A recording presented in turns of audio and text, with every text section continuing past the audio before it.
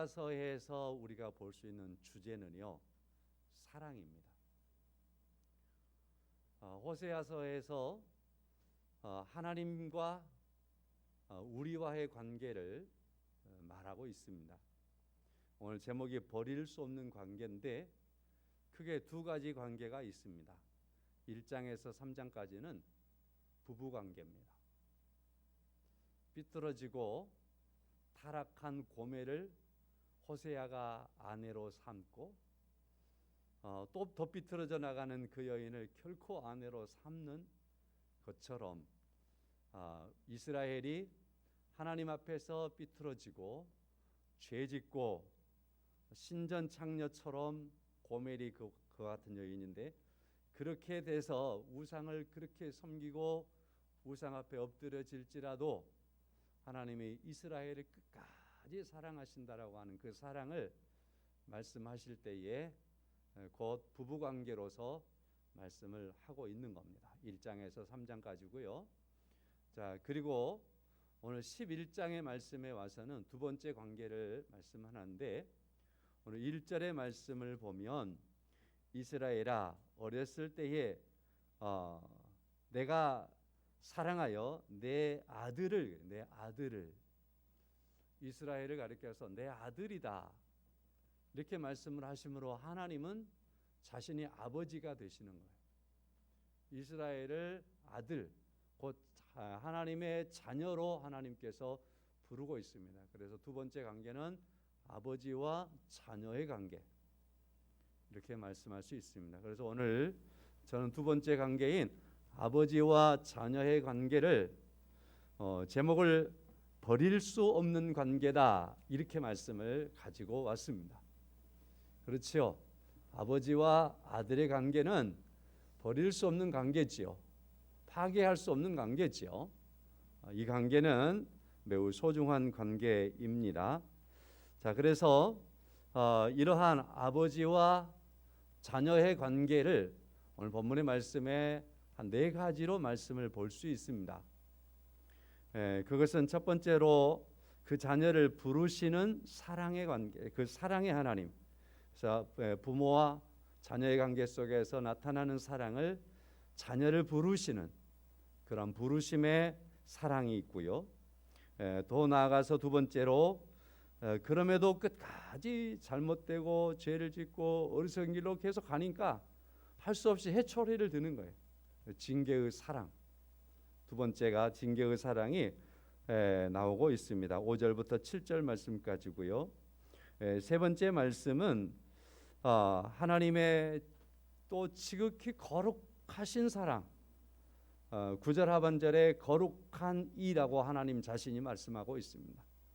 하나님의 거룩함을 끝까지 가시면서 이스라엘 백성을 사랑하는 것처럼 부모는 부모로서의 그러한 모습을 참되게 가지고 자녀를 끝까지 사랑하는 관계를 갖는 거죠. 그래서 거룩한 사랑. 그리고 이제 마지막 부분에서 10절과 11절에서 구속의 사랑 이렇게 정리할 수 있습니다. 자, 그래서 오늘 본문의 말씀에 이 네 가지 말씀을 제가 요약하면서 말씀을 드리겠습니다. 첫째는 부르시고 기르시는 사랑 이렇게 말씀을 드리겠습니다. 오늘 메모가 없습니다. 1절의 말씀에 보면 하나님께서 이스라엘을 어렸을 때에 내가 사랑하였다 말씀을 하지요. 내 아들을 애굽에서 불러내었다. 하나님께서 자기 아들 된 이스라엘을 보는데 이스라엘이 애굽의 나라에서 우리가 잘 아는 것처럼 종이 되어 있었잖아요. 자기 아들들이 종되어 있는 거예요. 그들을 불러냈어요. 그들이 불러냈을 때 이들의 시기는 사람의 성장 시기로 말하면 그냥 어렸을 때다. 이렇게 말할 수 있는 그러한 때였습니다. 이스라엘이 이처럼 어렸을 때에는 그들은 하나님을 어떻게 섬기는지, 하나님의 백성은 어떻게 살아야 되는지, 하나님의 법이 무엇이며 질서가 무엇이며 예절이 무엇이고 규칙이 무엇이고 하나님의 율법이 무엇인지에 대해서 전혀 모르는 그러한 상태에 있었습니다. 그리고 이러한 아무것도 모르는 상태에서 오직 이방 나라인 애굽의 지배 아래 있었고 애굽에게 많은 고통을 당하고 있는 아들들이었습니다. 그래서 그 아들을 하나님께서 사랑하여서 애굽에서 결코 이끌어내셨다라고 말씀을 하고 있는 겁니다. 그리고 나서 그들에게 아버지는 곧 4절 말씀을 보면 내가 사람의 줄고 사랑의 줄로 그들을 이끌었다라고 말하고 있습니다. 사람의 줄, 사랑의 줄. 사람을 이끌 때는 사랑의 줄로 이끌어야죠. 하나님의 줄입니다. 우리가 사람의 줄과 반대, 사랑의 줄과 반대 이렇게 말할 수 있다면 그건 아마 짐승의 줄일 겁니다. 우리는 시골도 알고 그러니까 짐승의 줄을 잘 알고 있습니다. 시편 32편 9절의 말씀을 보면 너희는 무지한 말이나 노새같이 되지 말지어다. 그것들은 재갈과 굴레로 단속하지 아니하면 너희에게 가까이 가지 아니하리로다 하였습니다. 짐승은 재갈을 먹여야 되는, 굴레를 씌워야 돼. 그리고 거기에 줄을 달아서 끌어내야 되는 거죠. 그렇지 아니하면은, 그렇게 단속하지 아니하면 주인에게 가까이 오지 않는단 말입니다. 그걸 굴복시킬 수가 없단 말이죠. 길을 들일 수가 없는 거죠. 그래서 성경은 말합니다. 너희는 무지한 말이나 노새같이 되지 말지어다 라고 말씀을 하지요. 자, 그래서 짐승은 그래서 짐승의 줄로 이렇게 이끌고, 그래도 안 되면 재갈을 먹이고 이렇게 해서라도 굴레를 씌워서라도 끌어가야 되는 거죠. 사람은 그러나 하나님께서 사랑의 줄을 사용하셨다라고 말씀을 하고 있습니다. 전쟁은 많은 사연들을 남기곤 합니다. 제가 지금 말씀을 드리는 것은 러시아와 우크라이나 전쟁이 빨리 종식되기를 바라는 마음과, 그리고 그 때문에 많이 슬퍼하는 이들이 슬픔에서 속히 벗어나기를 바라는 마음과, 코로나19가 속히 종식되기를 바라는 마음을 담아서 최근에 신문에 나왔던 기사를 인용해 보고자 합니다. 미국 사람 허버즈라고 하는 사람이 있습니다. 이 사람이 자기 딸을 우크라이나로 유학을 보냈던 것 같아요. 근데 거기에서 이 딸이 결혼을 해서 최근에 아이를 낳습니다. 그래서 이제 이 딸이 있는 우크라이나에 가서 부모로서 잠깐 함께 지내고 있는데 계속해서 뉴스가 전쟁의 운이 뜨는 거예요. 곧 전쟁이 일어날 것 같고 러시아의 침략이 있을 것 같다는 소식이 들리는 겁니다. 자신이 미국인이고 딸도 미국인이니까 미국으로 빨리 피신을 하고 싶은 거죠. 빠져나오고 싶은 거지요. 자, 그랬는데 이 딸이 출산을 최근에 했었던 겁니다. 근데 이 출산을 했는데 코로나 때문에 병원에 가서 출산하지 못하고 집에서 한 겁니다. 그래서 출생 증명이 발급이 잘 안 되는 거죠. 급히 우크라이나에서 빠져나오려고 그러는데 이 아이에 대한 어떠한 증명서가 하나도 없으니까 아이를 데리고 나올 길이 없는 겁니다. 그래서 이 아버지였던 허버지라고 하는 사람이 미국으로 급히 건너오는 겁니다. 자기 고국으로 와서 이렇게 태어난 손자에 대한 행정적인 처리를 마무리를 하고 다시 이제 우크라이나에 들어가서 다 식구들을 데리고 나오려고 하는 이 사이에 전쟁이 발발해 버린 겁니다. 많이 주저하고, 그리고 많이 그가 생각하다 결국에 있어서는 이제 우리가 말하는 것처럼 맞고 품는 방법밖에 없지요. 그래서 이 허버즈가 터키와 그리고 폴란드를 거쳐서 걸어서 국경을 넘어서 우크라이나로 들어간 겁니다.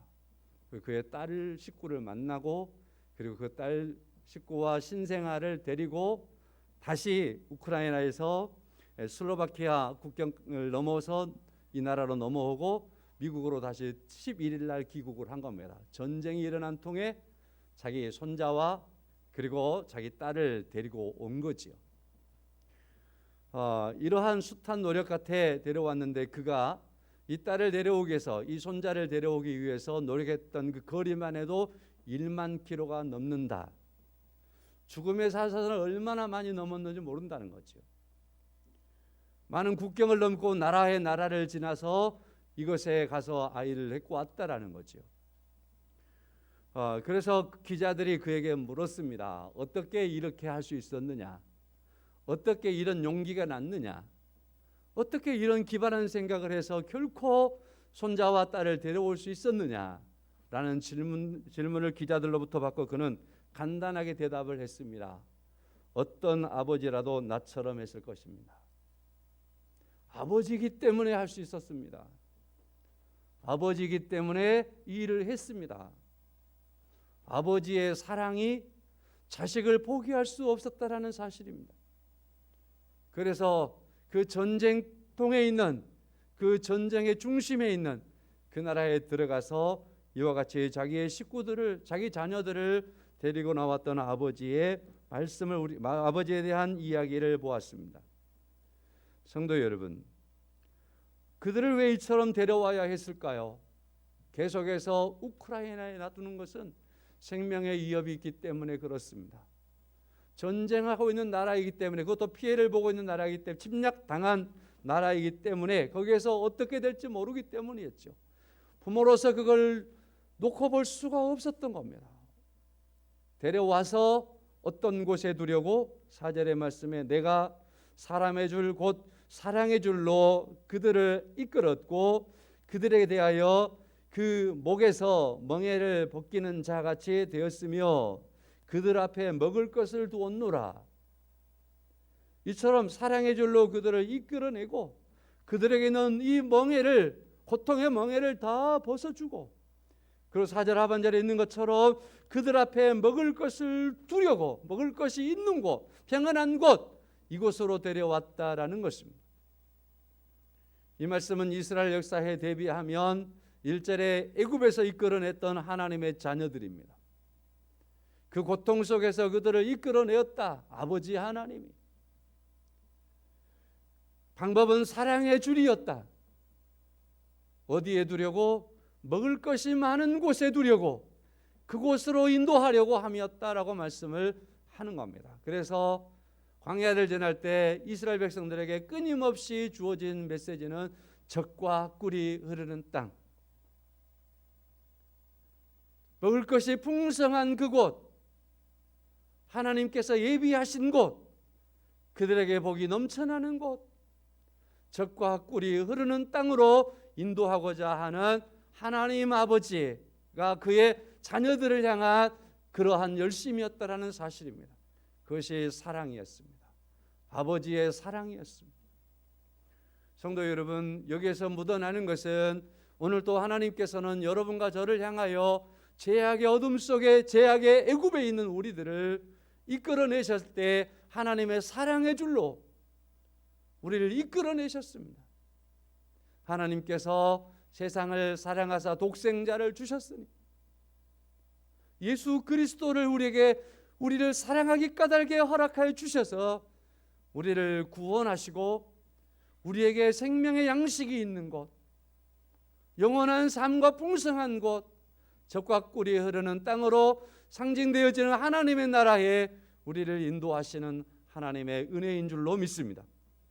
아버지 하나님은 이처럼 우리를 그의 자녀이기 까닭에 사랑의 줄로 인도하셨고 구원하셨습니다. 그러나 5절부터 7절의 말씀을 보면 이스라엘 백성들은 애굽 땅으로 돌아갈 수 없겠지만 애굽 땅을 그리워하는 겁니다. 그리고 그들은 어떻게 할까 그들이 노력하다가 아수르 사람을 의지하기도 하는 겁니다. 그러면서 그들은 하나님에게로 돌아오지 않는 거지요.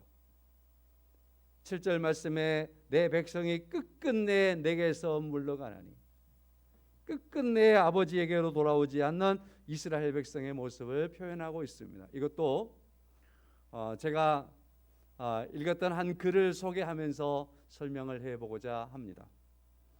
이미 은퇴하신 이재철 목사님이 있습니다. 아시는 분들은 아실만 하신 분인데요. 이분의 이야기 두 가지가 있습니다. 하나는 한라산을 정복했던 이야기인데 식구들과 아마 교육자들과 함께 한라산을 올랐던 것 같습니다. 이 어린 아들을 데리고 올라가는데 아이가 힘들고 지치니까 아버지로서 이재철 목사님이 목마를 태우고 한라산을 올랐던 것 같아요. 마침 구두를 신었습니다. 구두를 신고 한라산을 오르는 바보가 어디 있어요? 이 목사님이 그랬던 것 같아요. 근데 이 꼬망이 아이가 힘들어하니까 아버지로서 목마를 태웠습니다. 얼마나 지쳤겠어요. 한참 오르다가 점심때가 되어서 점심을 먹고 나니까 점심을 담아왔던 가방이 비는 거예요. 거기다가 아들을 집어넣고 등에다 메고 계속해서 한라산 등정에 계속해서 올랐다고 합니다. 하도 힘들어하고 땀을 흘리고 그러니까 덩치가 크신 전도사님이 목사님 제가 한번 져보겠습니다 하고서 아이가 있는 그 배낭을 대신 지더래요. 10분도 못 가서 아이고 못하겠으며 내려놔 버리네. 8시간 30분에 걸쳐서 한라산을 등반을 했다고 합니다. 자, 자기보다 덩치가 큰 전도사님도 이 아이를 등에다 메고 10분도 못 가서 내려놓았는데 아버지는 어떻게 8시간 30분 동안 발이 부르트면서까지라도 한라산 정상까지 올라갔다 올 수 있었을까? 답은 한마디였습니다. 내가 아버지였기 때문입니다. 내가 아버지였기 때문입니다. 두 번째 이야기입니다. 이분이 스위스에서 아마 유학을 하셨던 것 같습니다. 형편상 혼자 스위스에 계셨고 방학이 되니까 아이들과 사모님이 스위스에 한 달 동안 들어왔다는 거예요. 들어오기로 약속이 되니까 그날부터 자신이 집을 치우기 시작하더래요. 식구를 맞이하기 위해서 집을 치우기 시작하더래요. 그래서 식구를 맞이했다고 합니다. 가족을 맞이했을 때 너무너무 좋았대요. 가족을 맞이하기 위해서 아무리 준비를 해도 힘들지 않았고 흥분돼서 좋아서. 그런데 한 달이 다 되어 가니까 이제는 돌아갈 때가 되는 거지요. 그래서 아이들 짐을 하나하나 싸기 시작하는데 짐을 싸고 하면은 아이들이 어지러 놓았던 옷자리가 비게 되고 막 그러니까 그때마다 여기도 아이 옷이 있었는데 생각이 없는 거예요. 그러면은 거기에 빈 자리가 생기더라는 거예요. 그 빈자리를 이분은 이렇게 글을 썼습니다. 헤어질 날이 다가오자 아이들 짐을 하나 둘 쌓았다. 아이들의 짐이 없어진 그 자리만큼 마음의 자리에 구멍이 뚫렸다. 뻥 뚫렸다. 계속해서 제네바를 떠났다. 공항에서 집으로 돌아와 온 집이 텅 비어 있었다. 방도 서가도 옷장도 모든 것이 다 비어 있었다. 그것은 바로 내 마음이었다. 온통 비어버린 제 마음속에 찬바람은 또 얼마나 일었는지 모른다. 베란다에 나가 아이들이 탄 비행기가 지나간 하늘을 얼마나 오랫동안 몇 번이나 쳐다보았는지 모른다. 나는 이렇게 자식들을 길렀다. 이런 글을 읽고서 메모해 놓았다가 오늘 설교 때 한번 소개를 해봅니다. 아버지가 혼자서 외국에서 유학하다가 자식들이 온다니까 그 좋아가지고 준비하고 떠나간다니까 떠나기도 전에 아이들의 옷을 나눴던 그 자리가 비니까 마음이 빈 것 같고 텅 빈 집에 와서 보니까 마음이 그처럼 텅 비었고 마음에 그처럼 찬바람이 저 하늘로 한국으로 날아갔겠지 하고서 하늘을 몇 번이나 보았는지 모른다. 아버지의 마음을 충분히 담고 있다고 생각합니다. 그런데 그분의 글 속에 이런 얘기 마지막에 있었습니다. 이런 마음으로 자식을 길렀습니다. 만약에 제 자식이 장성했다고 해서 아버지인 저를 아버지로 알아보려 하지 않는다면 도대체 제 심정은 어떻겠습니까? 라는 말이었습니다. 그렇게 길렀는데 이 자식이 장성해서 이제 머리가 좀 컸다고 저를 아버지로 알아보지 않는다면 제 마음이 어떻겠습니까? 답은 여러분이 더 잘할 것 같습니다. 저는 그 답을 오늘 8절 9절 말씀을 보면서 이런 마음이지 않았을까? 하나님 아버지의 마음이 이스라엘 백성들이 그렇게 해도 하나님께 7절 하반절 말씀에 일어나는 자가 하나도 없는 거야. 하나님께로 오겠다고, 머리가 컸다고 자기 맘대로 오겠다고 하는 거예요. 그러면서 애굽 사람들 틀어잡고 아수르 사람들 틀어잡는 거예요. 그럴 때 하나님의 마음 8절 말씀에 에브라임이여 내가 어찌 너를 놓겠느냐, 이스라엘이여 내가 어찌 너를 버리겠느냐, 내가 어찌 너를 아드마같이 놓겠느냐, 어찌 너를 스보임같이 두겠느냐, 내 마음이 내 속에서 돌이켜 나의 긍휼이 온전히 불붙는 하도다. 그러면 그럴수록 아버지 마음이 더 자식을 위해서 불붙는 듯 하다라는 겁니다. 여기서 에브라임이여 말씀은 이스라엘이여 이 말씀이거든요. 내가 어찌 너를 놓겠느냐, 네가 나를 버리고 가겠다고 한들 내가 어찌 너를 놓겠느냐, 내가 너를 어떻게 놓아버리겠느냐 말이죠. 심지어는 내가 너를 어찌 아드마같이 놓겠느냐, 너를 스보임같이 두겠느냐. 그래서 아드마와 스보임은 우리가 잘 아는 것처럼 아브라함 시대에 소돔과 고모라 성이 멸망했잖아요. 그때 옆에 있는 성도 함께 멸망했는데 그 성이 바로 여기에 나오는 아드마 스보임이에요. 그래서 소돔과 고모라의 버금가게 타락하고 부패했던 도시가 이곳이고 이미 이 땅에서 없어져 버린 곳이에요. 자, 그렇다고 한다면 무슨 말이죠? 오늘 말씀은 스보임과 아드마처럼 네가 내 아들이지 않느냐. 그런데 스보임과 아드마보다도 더 타락했을지라도, 더 부패했을지라도, 스보임과 아드마처럼 징벌을 받아 마땅할지라도 내가 그 죄가로 보면은 마땅하지만 너와 나의 관계는 나는 너의 아버지고 너는 나의 자식인데 내가 너를 어찌 놓겠느냐, 어찌 버리겠느냐. 나는 이제는 포기하지 않겠다. 나 이제 놓지 않는다.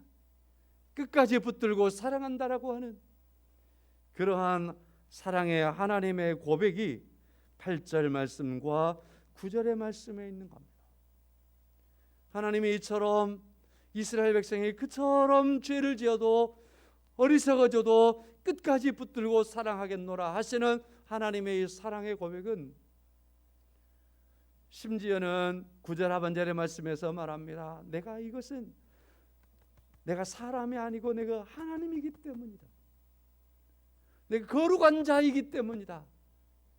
내가 거룩한 자로서 하나님으로서 자기 백성들을 이처럼 자녀로서 여겼음에 그 자녀를 붙들고 끝까지 놓지 않겠다라고 하시는 하나님의 고백이, 하나님의 사랑이 여기에 묻어 있는 거죠.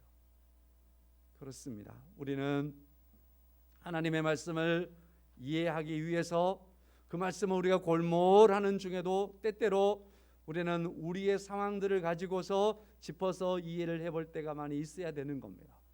아까 제가 이재철 목사님의 글 두 곳을 소개를 해드렸는데요. 그렇습니다. 그와 같이 우리에게 있어서도 여러 부분에 있어서 아무리 힘들어도 끝까지 지고 가는 겁니다. 포기하지 않는 겁니다. 아버지이기 때문에 그렇습니다. 아버지이기 때문에 그 아들이 떠난다면은 가슴이 뻥 터지고 찬바람이 불고 그 가슴이 어떻게 주저해야 돼, 어떻게 감당해야 될지 모르는 그러한 모습으로 갈 수밖에 없는 거지. 하나님이 그랬다라고 말합니다. 여러분과 제가 하나님의 말씀을 안다 하면서도, 하나님의 자녀라고 고백하면서도 혹시나 우리들의 모습이 하나님의 뜻에 어긋나면, 하나님의 말씀에서 벗어나면, 하나님의 자녀된 삶의 모습에서 어그러지면 하나님의 마음은 자식의 자리에서 벗어나고 있는 자녀들을 보면서 그처럼 마음 아프고 힘들어 하십니다. 그럼에도 하나님은 애치십니다. 에브라임이여, 내가 어찌 너를 놓겠느냐? 이스라엘이여, 내가 어찌 너를 버리겠느냐? 버릴 수 없고 놓아버릴 수 없다 하시는 하나님의 사랑이 오늘 또 여러분과 저를 향하여 있는 줄로 믿습니다. 하나님은 우리를 향하여서 그 사랑을 하시되 결코 자기 백성을 구원하시는 하나님이십니다. 자녀를 부르는 거죠. 여러분과 저를 하나님께서 부르시는 거죠. 10절의 말씀 보면 그들은 사자처럼 소리를 내시는 여호와를 따를 것이라. 이번에는 하나님이 자기 자식을 부를 때에 사자처럼 부르겠다고 말씀을 하고 있습니다. 사자처럼 빨리 들리도록 부르겠다라는 겁니다. 산이 쩌렁쩌렁하게 부르겠다라는 겁니다. 어느 곳 깊은 데에서도 그곳에 들리도록 아버지의 음성인 것을 알도록 아버지가 부르겠다라는 겁니다. 하나님 아버지가 그처럼 부르겠다라는 겁니다. 사자처럼 부르겠다라고 말씀을 하시고 있는 겁니다. 그래서 저 서쪽에서부터도 하나님의 자녀들이 올 수 있도록 하겠다, 불러내겠다라고 말씀을 하는 겁니다. 10절 하반절이죠. 11절의 말씀에 애굽, 저 남쪽 애굽에서 새들과 같이 날아오도록 부르겠다라고 말합니다. 저 북쪽 아수르에서도 비둘기처럼 날아오도록 부르겠다라고 말씀을 하고 있습니다. 사랑하는 성도 여러분, 다시 말씀해서 하나님께서 자기 백성들을 동서남북에서 부르겠다. 저 서쪽은 멀리 섬이라는 의미가 있습니다. 지중해 섬을 말하는데요, 바다 건너에서까지라도 자기 백성들을 불러오겠다라고 하는 말씀이고, 애굽은 당시에 강대국이었으니까 이러한 애굽에서라도 자기 아들들은 결코 불러내는 사자의 음성으로 부르겠다라고 말하는 거고, 신흥 국가로서 제국을 이루기 위해서 지금 확장하고 있는 아수르에서라도 자기 백성들을 불러오겠다라고 말하시는 그 하나님이십니다.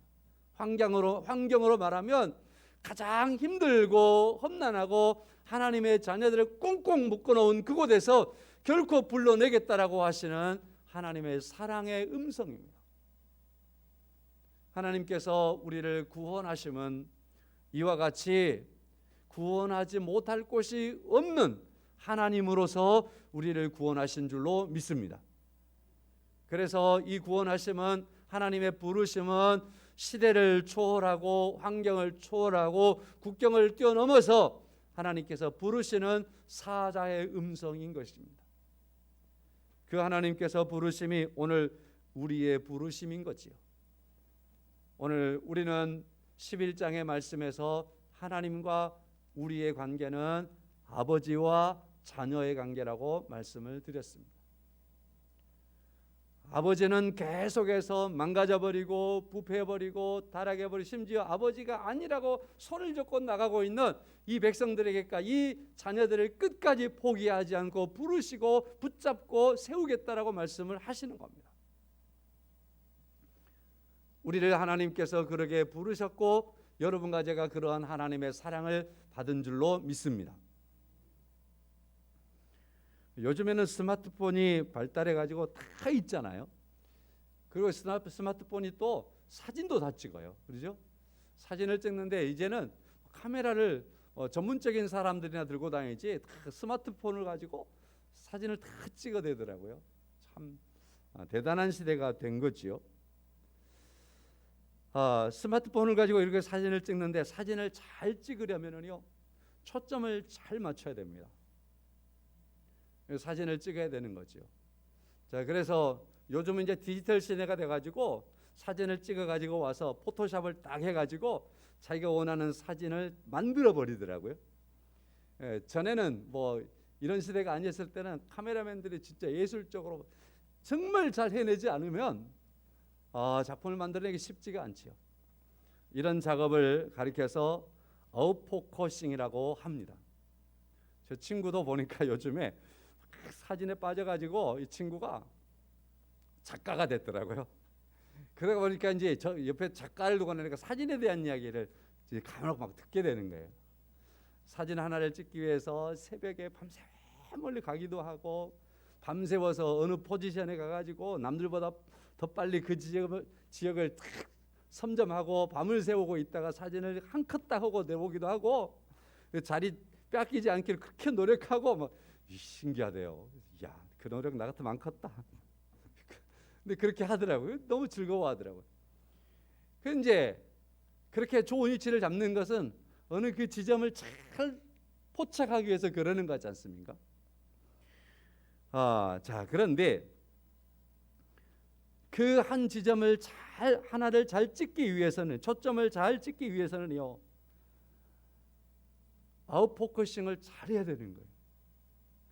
그걸 잘못하면, 그 목적한 것을 잘 찍기 위해서 거기 잘 하면 그거에다가 밝은 어떠한 것을 두고 찍고 옆에 있는 것들은 잘 드러나지 않아야 되는 거예요. 그렇죠? 이 기술이지 않습니까? 가장 기본적인 것 같아요. 사진은 모르지만 하여튼 그래서 이 정도밖에 설명이 안 되는데 제가 이런 걸 들으면서는 그렇겠구나, 이 정리가 되는 겁니다. 성도 여러분, 그렇다고 한다면 우리의 삶에 있어서 사진도 그렇게 아웃포커싱을 잘해야 좋은 사진을 찍는다고 한다면 우리의 삶도 뭔가 초점을 잘 맞춰야지 아름다운 삶, 그죠? 정말 성공적인 삶, 그러한 삶을 살았다 할 것입니다. 아버지를 잃어버린다면 우리는 성공적인 삶을 살았다고 하기가 어려울 것입니다. 하나님 아버지를 잃어버리면 안 되는, 오늘 본문의 말씀에서 이스라엘 백성들은 하나님을 잊어버리고 애굽으로 가고 아수르로 가고 있는 거죠. 여러분과 저는 하나님을 잊어버리면 영적인 길과 방향을 잃어버리는 거예요. 사진으로 말한다면 포커스를 둬야 될 그거여야 되는데 옆에 있는 뭐죠? 자질구리한 것들이 더 밝게 나오는 것과 같은 거예요. 그런 건 작품이 아닌 거예요. 우리의 삶 속에서 여러분과 제가 살아갈 때 우리의 주변과 환경을 무시하라는 말은 아닙니다. 없이 하라는 말은 아닙니다. 너무 중요합니다. 중요하지만 그러나 여러분과 저는 하나님의 자녀들로서 하나님을 바라보는, 하나님께 우리의 삶의 렌즈를 두고 있는, 이것을 놓아버리거나 놓쳐버리면 자질구리한 것이 많이 드러나고 우리를 힘들게 할 겁니다. 말씀을 마치려고 합니다. 사랑하는 성도 여러분, 우리는 성숙한 그리스도인으로서 서야 할 때가 된 겁니다. 하나님은 여전히 우리의 아버지가 되시고 아버지로서 우리에게 관심이 있고 우리를 사랑하시고 우리를 붙들고 인도하고 계십니다. 오늘 본문에서 나타난 것처럼 그럼에도 불구하고 어렸을 때부터 데려다가 2절 말씀에 걸음마도 가르치고 말도 가르치고 이렇게 해서 이들을 만들어 놓았는데 이들이 말을 안 듣는 거예요. 머리가 컸다고 하나님을 거역하는 거잖아요. 우리의 모습 속에서 하나님을 멀리하고 하나님을 두기를 싫어한다면 하나님은 또 슬퍼하실 겁니다. 성숙한 하나님 사람들, 하나님의 자녀된 우리들, 여전히 하나님은 우리의 아버지이십니다. 우리 안에 오늘 본문에 나오는 이스라엘 백성과 같은 속성이 사라지고 하나님과의 관계 안에서 하나님의 자녀인 것을 알고 하나님이 나를 어떻게 이끄셨고 어떻게 구원하셨고 어떻게 사랑하셨는가 하는 것을 늘 기억하면서 우리 삶 속에서 하나님을 두고 하나님의 초점이 있는 그러한 삶을 살아감으로 말미암아서 하나님이 드러나는 성공적인 삶을 사는 여러분과 제가 될 수 있기를 주님의 이름으로 축원합니다. 제 말씀을 마치고요, 찬송을 함께 부르겠습니다. 380장입니다. 나의 생명 되신 주 주님 앞에 나아갑니다.